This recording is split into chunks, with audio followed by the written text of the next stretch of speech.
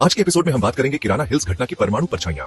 हाल ही में पाकिस्तान में हुए ऑपरेशन सिंदूर के तहत हवाई हमलों, भूमिगत झटकों और रहस्यमयी विमान गतिविधियों को लेकर चर्चाएं और अटकलें तेज हैं। लोग पूछ रहे हैं, क्या इन घटनाओं के पीछे कुछ और भी था? क्या यह सिर्फ बुनियादी ढांचे पर हमला नहीं, बल्कि पाकिस्तान की परमाणु क्षमता के केंद्र को लक्षित करने वाला संदेश था? आइए मैं आपको बताता हूँ कि मैंने क्या खोजा, खुले स्रोतों की जानकारी और कुछ सामान्य समझ के जरिए। सबसे पहले समझते हैं, परमाणु हथियार की बुनियादी संरचना यह कोई एक उपकरण नहीं होता, बल्कि एक संपूर्ण प्रणाली होती है। एक परमाणु हथियार को लॉन्च करने के लिए 4 चीजों की जरूरत होती है। पहला, परमाणु कोर यानी वॉरहेड खुद। दूसरा, डिलीवरी सिस्टम जैसे मिसाइल, विमान या कोई अन्य लॉन्च वाहन। तीसरा, आर्मिंग और फ्यूजिंग इलेक्ट्रॉनिक्स जो हथियार को सक्रिय करते हैं। और चौथा, लॉन्च कंट्रोल सिस्टम जिसमें एनक्रिप्टेड कोड्स होते हैं। इन सभी हिस्सों को अलग अलग सुरक्षित स्थानों पर रखा जाता है, जैसे एक बम को खोलकर उसके हिस्सों को अलग अलग तिजोरियों में रख देना। अब ध्यान दीजिए, हाल ही में जिन हवाई हमलों की सूचना मिली है, उनमें से एक था नूर खान एयरबेस के पास। यह एक रणनीतिक स्थान है। संभावना है कि वहां डिलीवरी सिस्टम यानी लॉन्चर रखे जाते हैं। क्यों? क्योंकि यह एक एयरबेस है। मिसाइल या विमान यहीं से लॉन्च किए जा सकते हैं। और याद रखिए, लॉन्चर खुद कोई गैस नहीं छोड़ते, इसलिए अगर वहां पास ही विस्फोट हुआ है तो यह वहां की सरकार को संकेत देने के लिए काफी था कि हमें पता है आपके न्यूक्लियर लॉन्चर्स कहां हैं, और यह संकेत ही काफी है। अब बात करते हैं किराना हिल्स की, जो पाकिस्तान के सरगोधा क्षेत्र में स्थित है।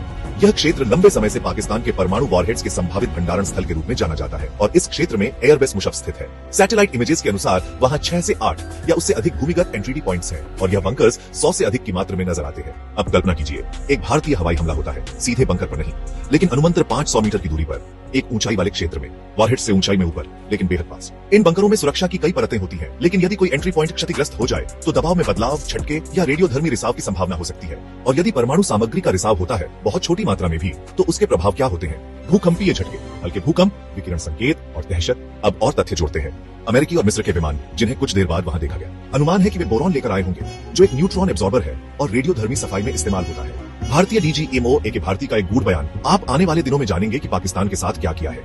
और हाँ, वो मुस्कान नम्र लेकिन आत्मविश्वास से भरी।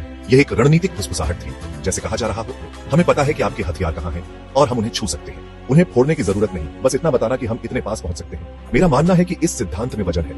यह अनुमान आधारित है, हाँ, मगर यह सैन्य संरचना और भंडारण प्रथाओं पर आधारित है। अब सबसे बड़ा सवाल, क्या सच में कोई रेडियोधर्मी रिसाव हुआ? सिर्फ वक्त और रेडिएशन डिटेक्टर ही जवाब देंगे। इस खास एपिसोड को सुनने के लिए धन्यवाद। सतर्क रहें, सूचित रहें। मैं हूं आपका होस्ट, फिर मिलेंगे अगले एपिसोड में। जय हिंद।